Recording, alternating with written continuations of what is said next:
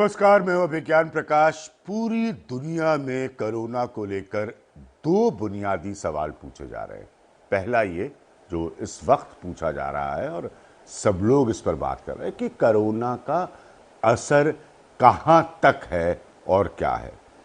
दूसरा बड़ा सवाल, और ये दोनों बहुत लाजमी हैं, बहुत सिग्निफिकेंट हैं, बहुत रेलेवेंट हैं, वो ये है कि कोरोना की भयावह स्थिति से भले ही हम बाहर आ गए, उसके बाद दुनिया में क्या होगा, क्या बदलेगा और दुनिया के आर्थिक हालात कैसे होंगे। सब लोग एक बहुत बहुत बड़े, जिसकी तुलना 1920-1930 से की जा रही है, उस तरह के इकोनॉमिक डिप्रेशन की, आर्थिक मंदी की बात कर रहे हैं। क्या होगा इसका असर? और स्वाभाविक है, अगर दुनिया में इसके असर की बात हो रही है, चाइना जो है वो फोकल पॉइंट है सारी बातचीत का, अमेरिका फोकल पॉइंट है सारी बातचीत का, तो हिंदुस्तान पर क्या असर होगा, इसको भी जानना और समझना बहुत ज़रूरी है। बहुत सारे लोगों को नहीं समझ में आ रहा और ये बहुत स्वाभाविक है। मेरे साथ एक ऐसी शख्सियत जुड़ी है जो उनके बारे में मैं आपको क्या बताऊं, अर्थशास्त्र के लिहाज से और अर्थशास्त्री होने के लिहाज से दुनिया उनको अच्छी तरह से जानती है। अरविंद पानीग्राही साहब, और वो प्रोफेसर है इकोनॉमिक्स के कोलंबिया यूनिवर्सिटी में। उनसे बात करने से पहले मैं उनके तमाम इंटरव्यूज़ पढ़ रहा था कि हाल में उन्होंने क्या कहा है, और कोशिश मेरी और इनकी दोनों की यही रहेगी कि आपको हम समझा सके, बता सके कि इकोनॉमिक एजेंडे पर देश यहाँ से कहाँ जा सकता है, उसकी मुश्किलें क्या होंगी और उसके लिए रास्ते क्या होंगे, वे आउट क्या होंगे। अरविंद पानीग्राही जी, बहुत बहुत शुक्रिया। Thank you so much sir for joining us. मेरी खुशी, आपने मुझे बुलाया, आपके बहुत खुश हूं। अगर आप मुझे सुन सकते हैं। हाँ, बिल्कुल अच्छी तरह से। जी, बहुत सारे नोट्स मैं बना रहा था आपके इंटरव्यूज को देखकर। जी आप भी जानते हैं, बरसों से मैं पॉलिटिकल इकोनॉमी में खुद काम करता हूं। जी पहला जी सवाल मेरा यह है कि एक जगह पर आपने कहा है कि अगर भारत चाहे तो 7% 7% ग्रोथ वो हासिल कर सकता है, अगर भारत चाहे। क्या लगता है आपको कि ये क्यों भारत हासिल कर सकता है? इसके पीछे आपकी नहीं नहीं, रीजनिंग क्या है, आपका लॉजिक क्या है? हाँ, मैंने ये कहा था कोरोना के कॉन्टेक्स्ट में कि अगर ये खतरा जो है अगले 5-6 महीने में मान लीजिए चल जाता है और हम फिर से बिजनेस एज यूजुअल पर जा सकते हैं, तो कोई आश्चर्य नहीं है कि जो सेकेंड हाफ ऑफ 2021 है उसमें हम फिर से 7% तक पहुंच सकें। क्योंकि इसमें ये जो खतरा हमारे सामने आया है इस वक्त, वो एकदम एक्सटर्नल खतरा है और ये हेल्थ के साइड से आया है।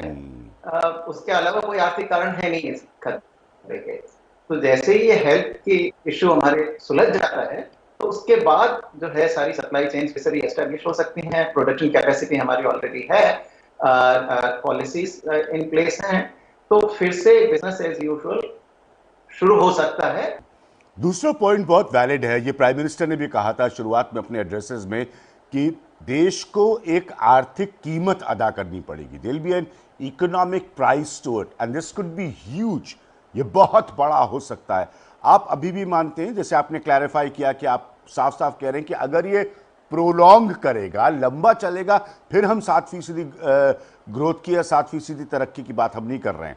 लेकिन साथ हाँ में नहीं, ये भी जब बहुत तक स्पष्ट है कि जो इकोनॉमिक कॉस्ट इसकी आएगी, क्या भारत तैयार है इसको उसको बेयर करने के लिए, उसको उससे डील करने के लिए?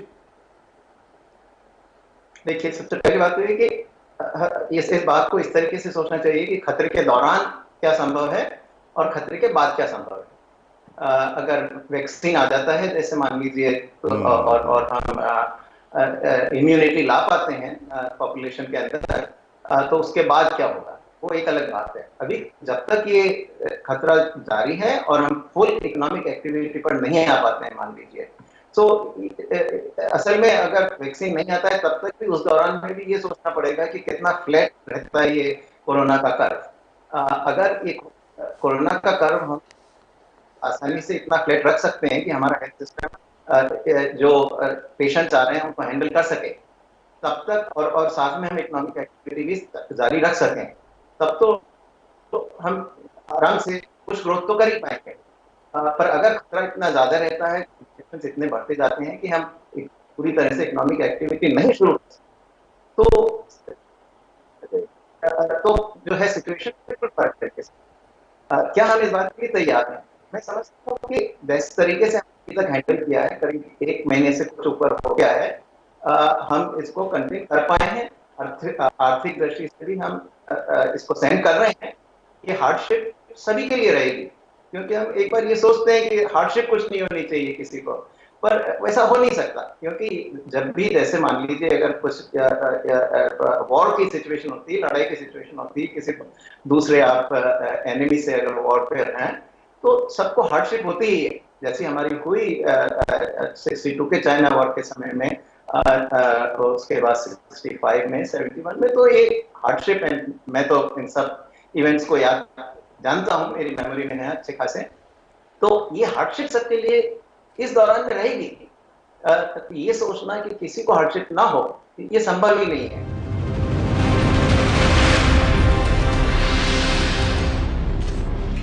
सही पॉइंट आप बार बार यूज कर रहे हैं। एक अंग्रेजी का शब्द है हार्डशिप, यानी कि तकलीफ, जो आप कह रहे हैं बिल्कुल सही कह रहे हैं। लेकिन हाँ, हम इसकी जो इकोनॉमिक कॉस्ट है, जो आप खुद कह रहे हैं विल बी ह्यूज, ये बहुत बड़ी होगी, क्या हम हाँ, इसको बेयर कर पाएंगे? इसके बाद मैं आपके पास इसको हम खास तौर पर लिक्विडिटी के पॉइंट पर आऊंगा, जिसको लेकर बहुत बड़ी चिंता हो चुकी है भारतीय अर्थव्यवस्था में, भारतीय बाजारों में, और भारतीय जो छोटे मध्यम वर्ग के व्यापारी हैं उनमें। जो इकोनॉमिक कॉस्ट है, मैं फिर वापस आ रहा हूं सर, क्या हम उसको बेयर कर पाएंगे आज की हालत को देखते हुए? हाँ हाँ, तो इसमें इसके अलावा हमारे पास कोई रास्ता है नहीं। इकोनॉमिक कॉस्ट हमें सहन करनी ही होगी। अगर लोगों की अगर यहाँ पर अगर हेल्थ का आपको ख्याल रखना है, तो इकोनॉमिक कॉस्ट जो आएगी उसको बेयर करनी होगी। हम कर सकते हैं, क्यों नहीं कर सकते। मैं इसलिए समझता हूं कि हम मच बेटर प्रिपेयर हैं आज की तारीख में, क्योंकि ये खतरा अगर हमारे पास मान लीजिए 25 या 30 साल पहले, तो हमारी तो अर्थव्यवस्था इतनी कमजोर कि हम तो घुटने टेक देते हैं। पर आज की तारीख में हमारी जो है करीब 2.6 ट्रिलियन, 2.7 ट्रिलियन डॉलर की इकोनॉमी है। इस इकोनॉमी में हम कम से कम हमारे इतने साधन हैं, पिछले 20 साल 25 साल में हम इतने साधन हमारे बढ़ा पाए हैं कि हम इसको सहन कर सकते। और ये तो जो है हर विश्व के हर अर्थव्यवस्था को ये झटका सहन करना ही पड़ेगा, क्योंकि इसमें हम अकेले नहीं हैं। इसमें अमेरिका, जहां पर मैं रहता हूं, उसमें भी बहुत भारी झटका लगा है। पर इसमें यह भी संभव है कि अगर वैक्सीन वगैरह आ जाता है तो इस खतरे से हम जल्दी भी आ सकते हैं। और ये मत भूलिए, इस तरीके के खतरों से हम पहले निकले हैं। 2008 का जो ग्लोबल फाइनेंशियल क्राइसिस हुआ, शायद हिंदुस्तान पे उसका असर कम पड़ा, पर फिर भी पड़ा। असल में उस वक्त ग्रोथ रेट हमारी करीब 3% के नीचे आ गई थी 1 साल के लिए, पर फिर हम ऊपर आ गए थे। अगले ही साल उसके बाद हम 8-9% पे वापस आ गए थे। तो उसी परिप्रेक्ष्य में मैंने ये बात कही थी कि जब अगर हम 2008 के खतरे के जो फाइनेंशियल क्राइसिस, जो इतना बड़ा ग्लोबल क्राइसिस था, उसके बाद एक ही साल में हम वापस 8 या 9% पर जा सके, तो ये खतरा टलने के बाद भी हम फिर से 7% पर जा पाएंगे। अरविंद सर, लेंडिंग और बोरोइंग के पॉइंट पर, आप इस वक्त न्यूयॉर्क में हैं, यूएस में हैं। हम सब जानते हैं कि दुनिया के मुकाबले ये बहुत महंगा है इस वक्त अभी भी इंडिया में। क्या ये सब बदल पाएंगे? क्योंकि छोटे उद्योगों को, लोगों को फिर वो इकोनॉमिक पुश की जरूरत पड़ेगी। नहीं, जो पुश अभी तक जरूरत है वो धीरे धीरे सरकार दे रही है। और जैसे जैसे सिचुएशन अनफोल्ड करेगी, जैसे जैसे लॉकडाउन खुलेगा, उसको ध्यान में रखते हुए सरकार को कदम लेने होंगे। पर अगर सवाल ये पूछा जाए कि अब तक जो है कदम क्या सरकार ने ठीक से उठाए हैं, मेरा मानना यह है कि सरकार ने अब तक बिल्कुल ठीक कदम उठाए हैं। क्योंकि पहला कदम जो है सरकार को इस बात से उठाना था कि सबको खाने पीने की व्यवस्था हो, शेल्टर की व्यवस्था हो, तो वो व्यवस्था सबसे पहले सरकार ने उस पर फोकस किया। उसके बाद धीरे धीरे जो है लिक्विडिटी को reserve bank of India address कर रहा है। जैसे जैसे इकोनॉमिक एक्टिविटी बढ़ेगी उसके लिए लोनेबल फंड्स या क्रेडिट की जरूरत पड़ेगी, तो धीरे धीरे उसको बढ़ाना होगा ना। इंटरेस्ट रेट का जहां तक सवाल है, वो हमारे देश में तो इंटरेस्ट रेट हमेशा जो है 5-6% जो अमेरिका के इंटरेस्ट रेट है उससे ऊपर रहेगी ही, रही है। ऐसा नहीं है कि जब हम 8% पर ग्रो कर रहे थे उन दिनों में भी हमारी इंटरेस्ट रेट विश्व के जो खासतौर से अगर विकसित राष्ट्रों की जो इंटरेस्ट रेट है उससे तो ऊपर रहती ही है हमेशा 4-5-6%। और आप देखें 211 और 12-13 के समय में बहुत हाई थी हमारी इंटरेस्ट रेट, तो पर फिर भी हम ग्रो कर ही रहे थे।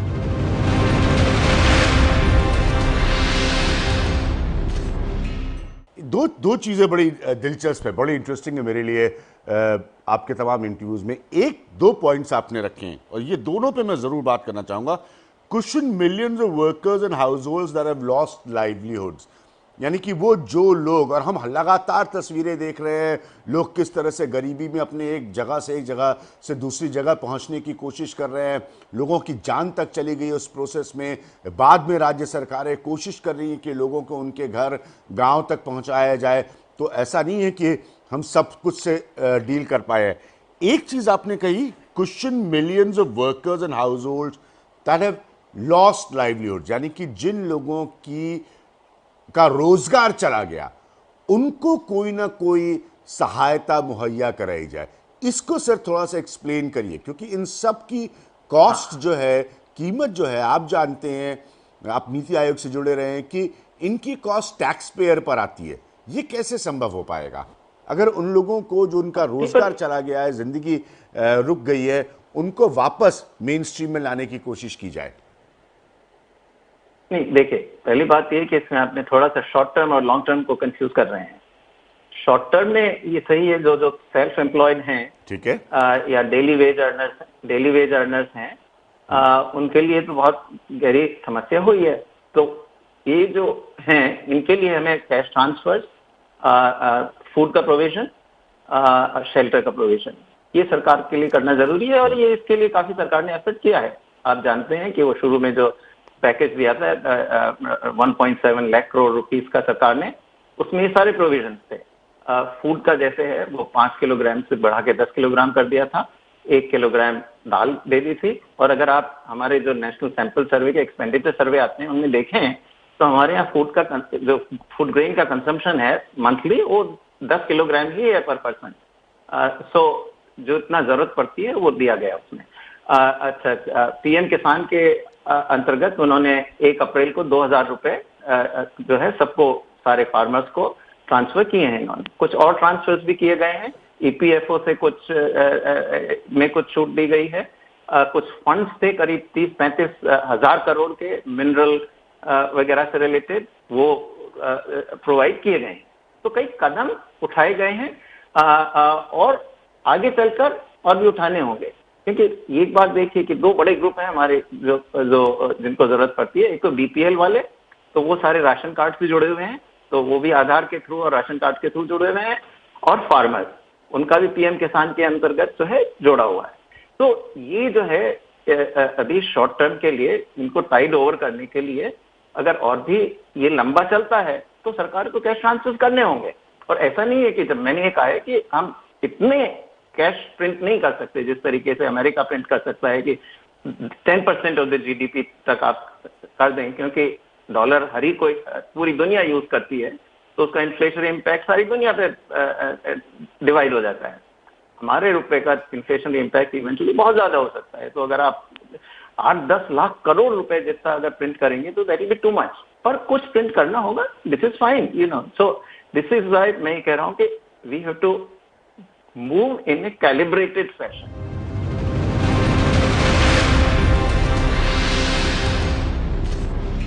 अब दो आखिरी सवाल और बिल्कुल सीधे सवाल रखूंगा मैं आपसे। पहला, कब आपको लगता है सरकार को बड़े कदम उठाकर, एंड आई रिपीट, शायद इंग्लिश में the best word for it is stimulus, या वैसे पैकेजेस देकर बड़े कदम उठाकर जरूरत है, क्योंकि बहुत सारे लोग कहेंगे शायद देर हो रही है, इकोनॉमी में पैसा वापस रीपंप करने के लिए, वापस डालने के लिए कब करना चाहिए सरकार को? तो जैसे ये जो है कब, ये एक वन टाइम इशू नहीं है कि आज एकदम से अगले 10 महीने के लिए आप अनाउंस कर दें कि ये मेरा स्टिमुलस पैकेज है, क्योंकि आपको पता ही नहीं है कि अगले 10 महीने में क्या होने वाला है, किस तरीके से हमारी जो है ये कोरोना की सिचुएशन आगे बढ़ेगी। तो इसलिए धीरे धीरे जैसे जैसे चलते जाते हैं उसको देखकर करना होगा। इसमें आप ये सोचिए कि अभी बहुत ज्यादा पैसा आपने अगर पंप कर भी दिया, तो अगर वर्कर्स ही नहीं है आपके, क्योंकि वो सब लॉकडाउन में है या सोशल डिस्टेंसिंग में है, तो आप उस पैसे को कहाँ लगाएंगे? उसका तो that money will have to sit till economy opens up and then everybody will start spending. सब तेजी से खर्च करेंगे तो इन्फ्लेशन बढ़ेगा, आपकी सप्लाई नहीं है और इतनी इफेक्टिव डिमांड आप क्रिएट कर देंगे। मान लीजिए कि आप 10 लाख या 15 लाख करोड़ रुपए का इस तरीके का पैकेज अनाउंस कर देते हैं, तो इमीडिएटली वो तो इन्फ्लेशन होगा ना, आपकी सप्लाई तो है नहीं। तो इसलिए आपको जो है ये कैलिब्रेटेड वे में बढ़ना पड़ेगा। सरकार इस दृष्टिकोण से बिल्कुल ठीक कर रही है कि कैलिब्रेटेड वे में प्रोसीड कर रही है। लकीली हमारे देश में अभी तक इंसिडेंस जो है कोरोना का काफी लिमिटेड सा ही रहा है। अगर माने तो इतना बड़ा देश है, इतना बड़ा हमारे जो है 1.35 बिलियन पॉपुलेशन हमारी है, उसको देखते हुए हमारे आधे से ज्यादा डिस्ट्रिक्ट जो हैं वो अभी तक बिल्कुल या तो कोई केसेस ही नहीं हुए हैं या ऐसे हैं जिनमें पिछले 2 हफ्तों में 10 केस भी नहीं आए। तो उनको हम आराम से इकोनॉमिक एक्टिविटी तेजी से शुरू कर सकते हैं। तो ये हमारे लिए एक बड़ी अच्छी बात है शुरू में, क्योंकि काफी बड़ा देश का हिस्सा है कोरोना से ग्रसित नहीं है, तो उसको हम जल्दी खोल सकते हैं, वहां पे इकोनॉमिक एक्टिविटी तेजी से चालू हो सकती है। इसके साथ ही ये भी मानना पड़ेगा कि जो सबसे बड़े बड़े सेंटर्स हैं, दिल्ली हुआ, बंबई हुआ, इंदौर वगैरह, ये ज्यादा ग्रसित हैं। तो ये भी एक कोरोना ने जो है हिट किया है, वो जो ज्यादा इकोनॉमिक एक्टिविटी के सेंटर्स हैं उनको ज्यादा हिट किया है। पर फिर भी कम से कम हमारा 2/3 ऑफ द नेशन हम आराम से खोल सकते हैं, क्योंकि इतना ग्रसित नहीं है।